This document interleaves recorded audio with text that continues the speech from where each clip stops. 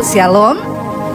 Iya, terima kasih buat Bapak Gembala, Pak Victor, dan semua wakil gembala dan seluruh jemaat yang mempercayakan pelayanan ini kepada saya. Dan saya percaya saudara bahwa Tuhan hari-hari ini sedang berbicara untuk kita semua umatnya dan juga gerejanya, amin.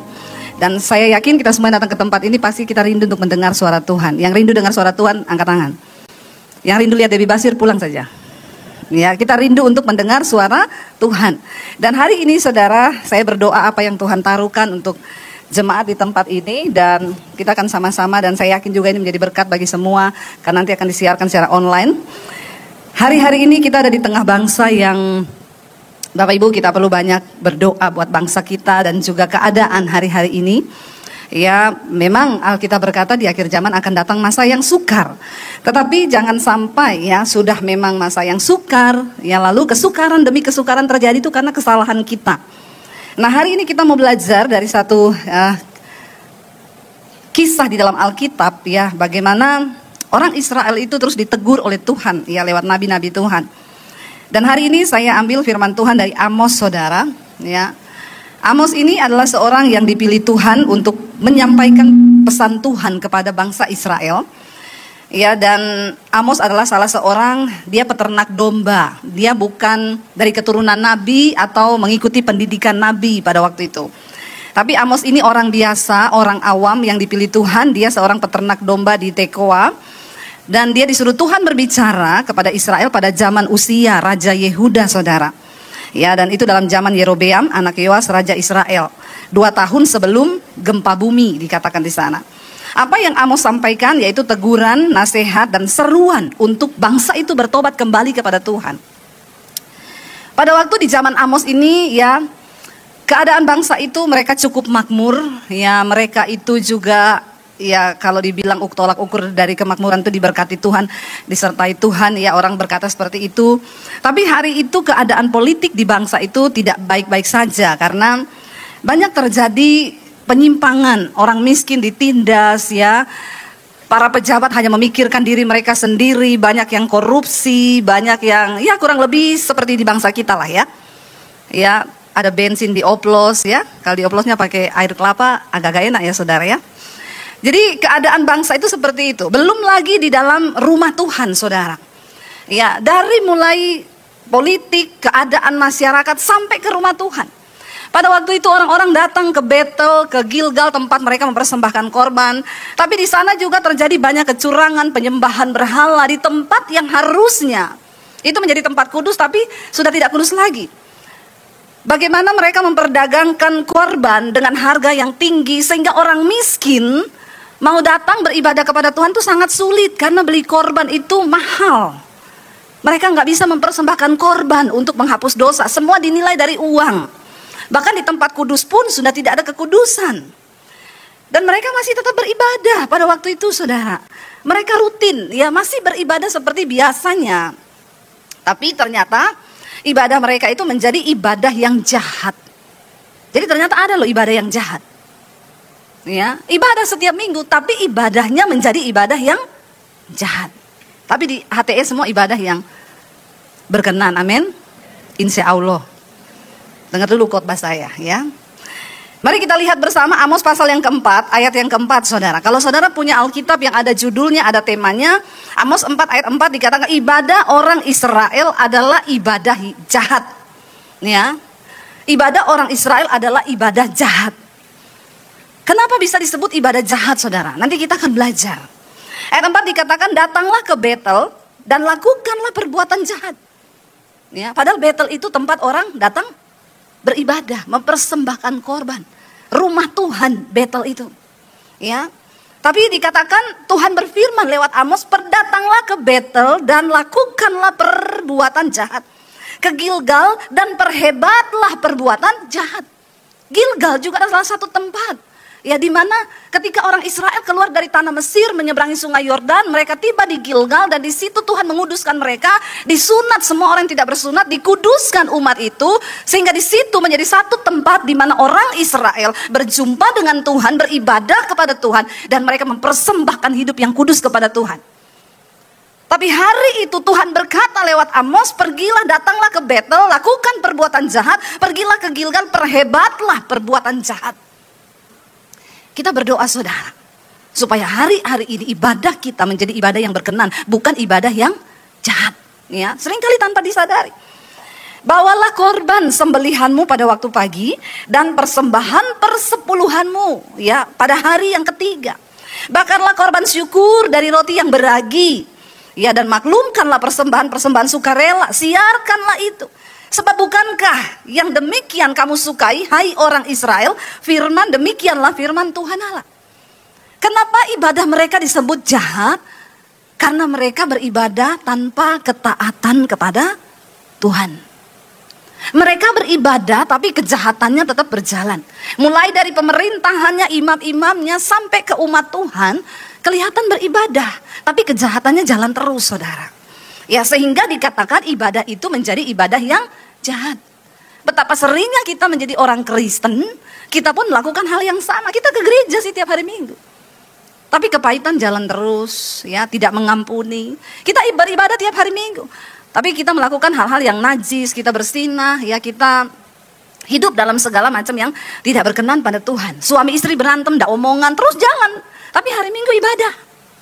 Ya, jalan terus, kita bayar persembahan, persepuluhan, kita bayar. Kita persembahkan apa yang mau kita persembahkan sehingga kita hidup di dalam kemunafikan saudara. Makanya ibadah kita menjadi ibadah yang jahat. Karena ibadah tanpa pertobatan adalah kejahatan di mata Tuhan. Amin.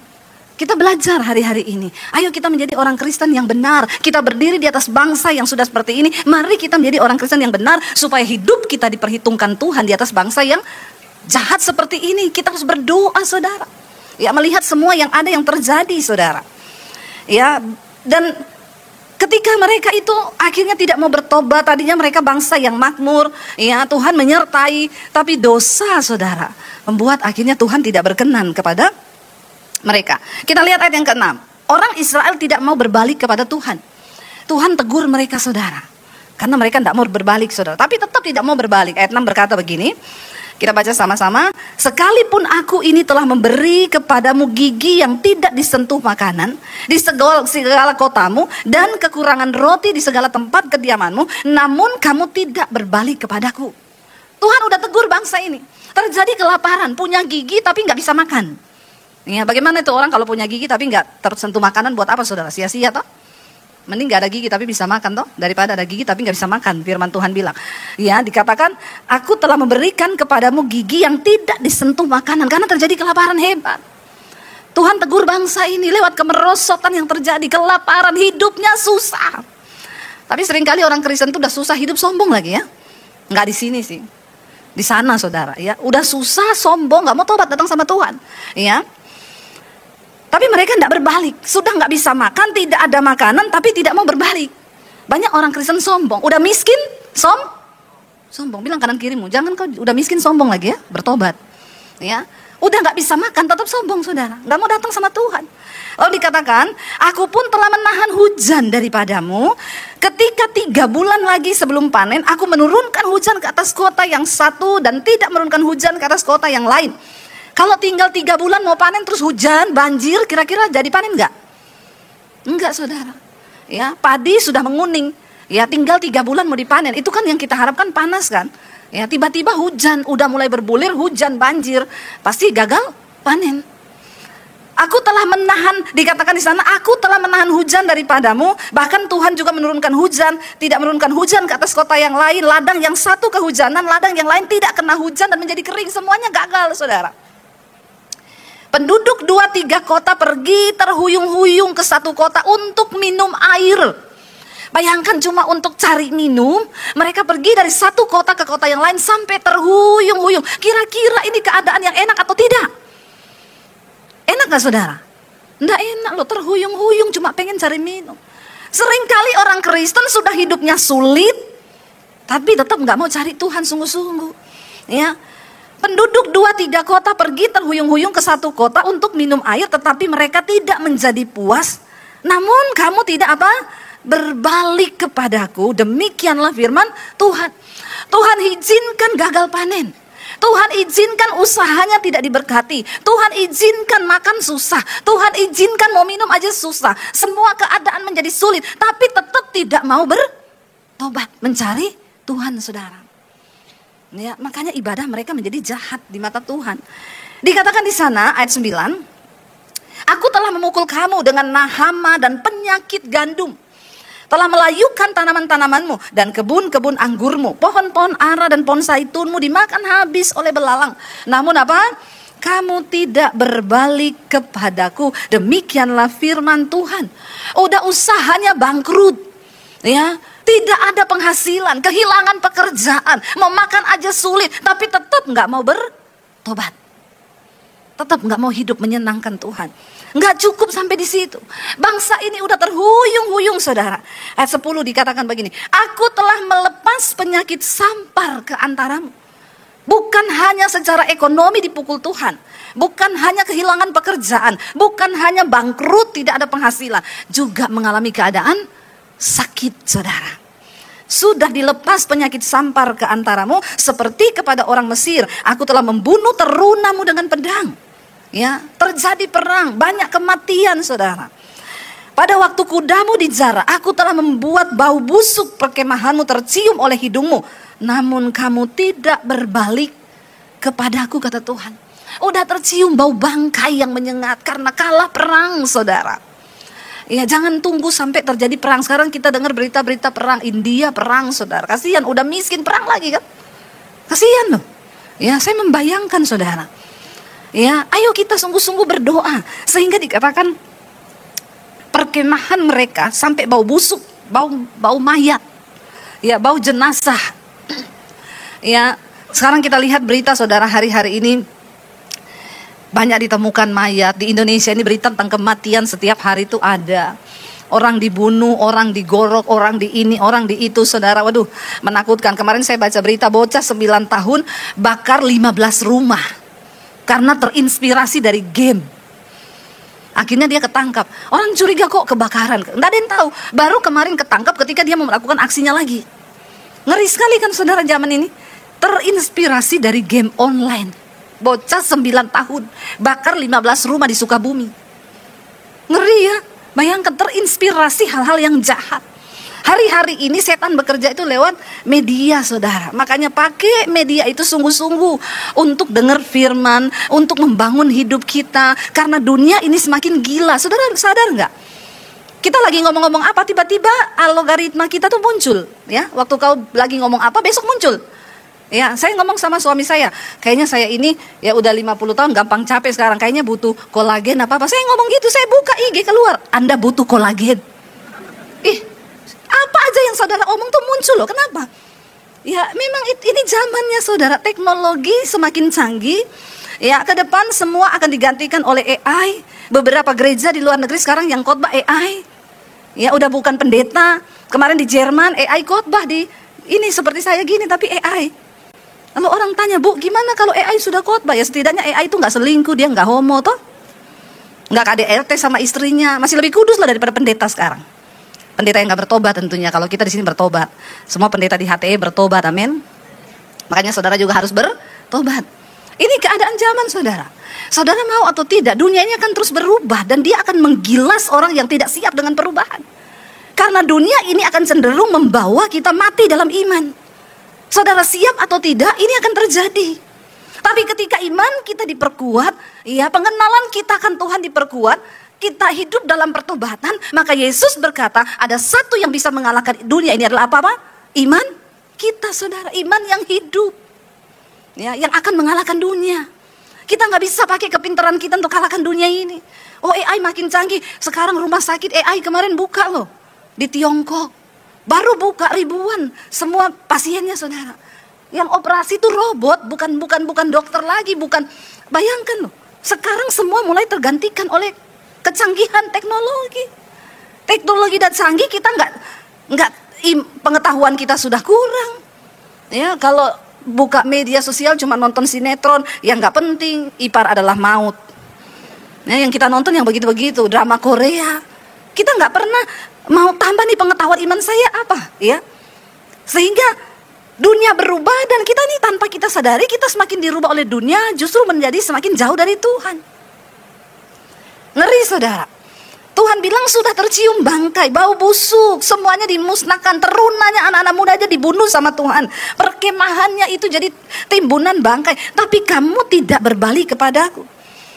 Ayat 11, aku telah menjungkir balikan kota-kota di antara kamu, seperti Allah menjungkir balikan Sodom dan Gomora, sehingga kamu menjadi seperti puntung yang ditarik dari kebakaran, namun kamu tidak berbalik kepadaku. Demikianlah firman Tuhan.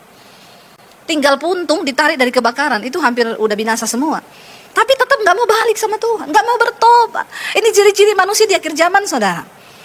Ayat 12, sebab itu demikianlah akan kulakukan kepadamu, hai Israel. Oleh karena aku akan melakukan yang demikian kepadamu, maka bersiaplah untuk bertemu dengan Allahmu, hai Israel. Tidak ada satu orang pun yang bisa sanggup bertemu dengan Allah. Pasti binasa kalau gak hidup dalam kekudusan. Amin. Tuhan mengancam mereka. Ya, kalau udah nggak bisa ditegur, udah nggak bisa gini, ya udah Tuhan yang akan bertemu, dan kalau ketemu Tuhan mati saudara kalau nggak hidup kudus. Sebab sesungguhnya Dia yang membentuk gunung-gunung dan menciptakan angin, yang memberitahukan kepada manusia apa yang dipikirkannya, dan yang membuat fajar dan kegelapan, dan yang berjejak di atas bukit-bukit bumi. Tuhan Allah semesta alam, itulah namanya. Dipertegas siapa kita dibandingkan Tuhan yang begitu mulia itu, saudara. Tuhan yang menciptakan gunung, Tuhan yang menciptakan manusia, Tuhan yang menciptakan segala-galanya. Masa kita ini yang tidak ada apa-apanya tidak mau datang untuk sungguh-sungguh mencari Tuhan? Jangan membawa ibadah yang palsu kepada Tuhan. Kalau kita lihat Amos pasal yang kelima, di sana terus saudara dikatakan bahwa Israel akan rebah, tidak akan bangkit lagi, keadaannya akan semakin menjadi memburuk kalau mereka nggak bertobat. Lalu saya tertarik dengan Amos 5 ayat yang keempat. Ini kuncinya, dikatakan saudara, judul perikopnya Amos 5 ayat 4, jalan yang menuju hidup. Saya suka kalau membaca Alkitab tuh, kenapa? Setelah diberitahukan itu, kalau kamu nggak begini, kamu akan begini, maka jalannya ini loh, lakukan ini loh, supaya kamu itu hidup. Jalan yang menuju hidup dikatakan. Sebab beginilah firman Tuhan ayat 4 kepada kaum Israel. Apa di sana dikatakan? Carilah aku, maka kamu akan hidup. Ya, carilah aku maka kamu akan hidup, kata firman Tuhan. Ayat 5 dikatakan, baca bersama, janganlah kamu mencari Betel, janganlah pergi ke Gilgal, dan janganlah menyeberang ke Beersheba, sebab Gilgal pasti masuk ke dalam pembuangan dan Betel akan lenyap. Ya, padahal tadi kita sudah tahu bahwa Betel itu adalah rumah Tuhan, Gilgal adalah tempat Allah menguduskan bangsa Israel, Beersheba itu juga satu tempat di mana ya Tuhan ada monumen-monumen tentang kebangunan rohani, tentang tempat beribadah. Hari ini Tuhan mau berkata, jangan cuma pergi ke gereja kalau hidupmu tidak bertobat dan engkau tidak sungguh-sungguh mencari Tuhan terlebih dahulu. Ya, buat apa kau ke gereja kalau kau nggak bertobat? Buat apa kau mencari sesuatu yang hanya kelihatannya itu tempat beribadah? Kalau engkau tidak sungguh-sungguh mempersembahkan hidup dalam pertobatan, maka ibadahmu menjadi ibadah yang jahat di mata Tuhan, saudara. Hari-hari ini Tuhan sedang pisahkan orang-orang yang sungguh-sungguh beribadah dengan yang tidak sungguh-sungguh beribadah kepada Tuhan. Biar dia dapati kita ini menjadi orang yang sungguh-sungguh beribadah. Jangan pergi mencari Betel, jangan pergi ke Gilgal. Ini adalah tempat-tempat mereka biasa beribadah kepada Tuhan. Tuhan melarang mereka pergi ke sana, sebab itu sudah menjadi satu tempat rutinitas yang tidak lagi ada kuasanya. Justru ada dosa di sana. Kita berdoa, saudara, biarlah kita menjadi orang-orang yang mencari Tuhan. Ya, supaya apa? Ketika engkau pergi ke gereja, engkau mencari Tuhan, engkau ketemu Tuhan. Amin, saudara. Dikatakan carilah Tuhan, ya maka kamu akan hidup. Ada dua kata kunci, saudara. Carilah Tuhan, maka kamu hidup.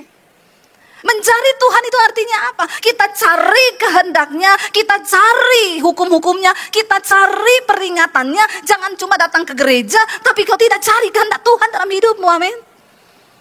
Kita hidup dengan kekuatan kita sendiri, kita hidup dengan karpe kita sendiri. Ya pokoknya ya wes lah. Ya Tuhan tuh cuma hari Minggu aja kalau ke gereja. Setelah itu wes hidupku sendiri. Bertobat, ibadahmu menjadi jahat di mata Tuhan. Ayo cari kehendak Tuhan. Sekalipun itu bertentangan dengan daging kita, kalau Tuhan bilang ini loh kehendakku, lakukan. Ya, Tuhan bilang jangan kepahitan, ampuni. Ya Tuhan, aku tuh jengkel sama iparku, tapi karena firman-Mu suruh mengampuni, ya aku harus mengampuni karena aku ingin berkenan kepada Tuhan. Ya, orang yang mencari Tuhan, dia akan ketemu Tuhan dan dia akan menjadi pribadi yang hidup menyenangkan Tuhan. Kalau kau cuma pergi ke Betel atau ke Gilgal, belum tentu kau menjadi orang yang berkenan kepada Tuhan. Tapi kalau kau mencari Tuhan terlebih dahulu, engkau pergi ke gereja, ibadahmu menjadi ibadah yang berkenan kepada Tuhan, saudara. Itu yang Tuhan mau. Ada satu kesaksian dikirim ke saya di mesbah doa. Dia bilang, Bu, shalom, kami ini suami istri. Kami ini sudah menikah, kami Kristen, Bu, dari kecil. Tapi kami ini Kristen tanpa pertobatan. Ya, jadi kami Kristen kalau minggu tuh ke gereja. Tapi ya dosa jalan terus. Rumah tangga kami ribut, berantem lah, saling maki, saling caci. Suami merokok, mabok, istri juga ikut merokok. Hidupnya tuh enggak karu-karuan. Kalau berantem tuh enggak bicara. Sampai akhirnya mereka menikah. Dan sudah berapa tahun tuh enggak punya anak, saudara. Lalu mereka mulai minta didoakan. Tujuannya itu cuma ingin punya anak, bukan cari Tuhan. Ya, mereka minta untuk didoakan. Mereka rajin ke gereja, cuma supaya bisa punya anak, bukan untuk cari Tuhan. Ke gereja mereka berdoa, Tuhan beri kami anak, pulang berantem lagi, ribut lagi, maki-maki lagi. Pokoknya hidupnya gak ada pertobatan. Sehingga juga kalau mereka ribut terus begitu kan usahanya gak diberkati, bikin pusing kepala, saudara. Ya ada sih orang-orang yang kerja tapi kepalanya pusing terus. Ada gak di sini? Enggak ya, orang Semarang semua adem ayem ya. Amin. Insya Allah. Ya nggak ribut, pokoknya pulang itu sama istri sayang-sayangan, tiap hari pelukan, ya tiap hari ini ya. Tapi lain orang dua ini, saudara, ini di Jakarta. Tapi tiap minggu ke gereja, berdoa supaya bisa hamil, punya anak. Tapi mereka tidak mencari Tuhan. Sampai akhirnya orang tuanya kirimin mesbah doa saya, saudara. Lalu mereka mulai ikuti, mamanya bilang kamu ikut tuh. Ya, nanti biar kamu juga berdoa, tuh banyak kesaksian dengar di situ. Ketika mereka mulai mendengar, saudara, ya saya selalu menekankan tentang pertobatan. Kita mau hebat dalam karunia, kita mau hebat bahasa roh, kita mau hebat pelayanan. Kalau tidak bertobat, percuma. Amin. Jadi mereka mulai ngerti ini, mendengar. Akhirnya suami istri itu dijamah Tuhan, dilawat Tuhan. Dan mereka berkata begini, udahlah, ayo kita cari Tuhan. Ya, ketika kita mencari Tuhan, maka orang kalau mencari Tuhan, ketemu Tuhan, kerinduan hatinya adalah hidup menyenangkan Tuhan. Bukan lagi hidup menyenangkan diri sendiri. Lalu ketika mereka mulai ketemu Tuhan, hidup mereka diubahkan. Suaminya berhenti rokok, berhenti minum, berhenti mabok. Dia sayang sama istri, istri juga berubah menjadi istri yang tunduk sama suami. Rumah tangganya itu sudah jadi seperti surga. Bahkan mereka berkata begini, Tuhan kami tidak punya anak pun tidak apa-apa. Kami menemukan Tuhan. Orang itu kalau menemukan Tuhan beda, saudara. Sama nih, tidak punya uang, sama-sama tidak punya uang. Tapi tetap ada damai. Tidak percaya nih. Ini nggak percaya loh Pak, jemaatnya dibilang nggak punya uang ada damai sejahtera, ini bertobat ya. Baru saya ngomong udah nggak bertobat. Orang kalau ketemu Tuhan, biar nggak punya uang tetap damai. Terpaksa nggak ini? Ya, apa iya toh Bu? Ya, saya sama suami itu di mobil nyetir, kita tuh sambil ngobrol. Suami saya selalu bilang, ingat nggak dulu saya, kita tuh naik motor loh. Kemarin kita kan nyetir dari Jakarta ke Solo. Terus cerita-cerita, terus suami saya bilang gini. Saya bilang ini sudah sampai mana? Sudah sampai di Batang. Terus ingat nggak dulu? Kenapa? Waktu kita naik motor, ya sampai di Batang itu kita udah lapar loh. Tapi nggak punya uang dari Jakarta ke Solo itu. Ya, kita nggak berani makan karena uang itu hanya pas untuk bensin motor 200.000. Tapi sampai di Batang kita berhenti di pom bensin, ya bukan lewat tol ya, lewat jalan biasa nih 18 jam Jakarta Solo. Akhirnya suami saya bilang, udah deket say, bensin sudah penuh, ada uang sisa. Kita makan yuk, kita makan bakmi tek-tek itu di pinggir jalan, di depan pom bensin waktu itu. Saya ingat. Terus saya tuh bilang, iya kita dulu menderita banget ya saya. Terus dia bilang, iya tapi lucu ya, kita dulu gak ada duit tapi sukacita loh. Damai sejahtera loh kita. Amin. Gak percaya lagi? Ini saya sudah ngomong loh, karena saya mengalami loh ya. Bukan saya tidak mengalami. Jangan saudara bilang, alah Bu Dewi itu pret. Enak aja dia bilang begitu karena dia tidak mengalami. Saya mengalami. Ya, apa yang tidak saya alami, saya mengalami. Lalu kami mengulangi kisah-kisah kami. Suami saya bilang, iya dulu kita jualan jus sampai jam 12 malam loh. Saya nggak malu. Ya, tapi ada damai sejahtera. Dan kata suami saya gini, iya loh, kita dulu susah banget loh, tapi kita nggak pernah ngutuk Tuhan loh. Kita selalu bersyukur loh sama Tuhan. Ya, apapun keadaannya kita selalu bersyukur walaupun dengan air mata. Tuhan, terima kasih Tuhan, Engkau baik. Enggak pernah ada kata-kata dari mulut kami yang berkata, kenapa sih Tuhan? Ya, kenapa nasib kami begini? Enggak pernah.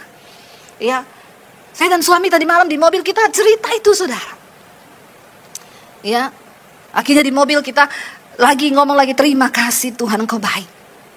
Ya, orang itu kalau ketemu Tuhan, saudara, kayak suami istri itu, mereka nggak pikir lagi, oh kita ini nggak punya anak loh. Nggak ada. Waktu mereka ketemu Tuhan, hidupnya diubahkan, karakternya diubahkan, mereka mencintai Tuhan, saling mengasihi. Mereka bilang bahkan, Tuhan, nggak punya anak, nggak apa-apa, Engkau baik. Lihat, paradigmanya sudah berubah. Kenapa engkau perlu cari Tuhan? Kenapa engkau perlu ketemu Tuhan? Karena waktu engkau ketemu Tuhan, engkau dapat menyikapi semua hal yang rasanya tidak enak. Engkau bisa bersyukur dan berkata, Engkau baik Tuhan. Engkau baik. Kalau kau cuma pergi ke Betel, kalau kau cuma pergi ke Gilgal untuk beribadah dan melakukan ibadah yang jahat, kau tidak akan pernah ketemu Tuhan. Dan itu menyakiti hati Tuhan. Kita pikir kita sudah jadi Kristen, tapi sebenarnya ibadah kita menjadi ibadah yang jahat, karena ibadah kita tanpa pertobatan kepada Tuhan.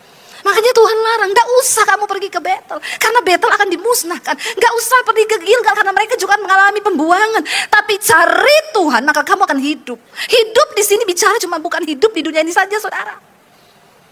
Karena satu saat kita akan mati dan akan meninggalkan dunia ini. Tapi orang yang mencari dan ketemu Tuhan, engkau akan hidup sampai pada kekekalan. Amin. Dan itu hidup yang lebih berarti dari hidup di dunia ini. Hidup sampai pada kekekalan. Tuhan bicara itu.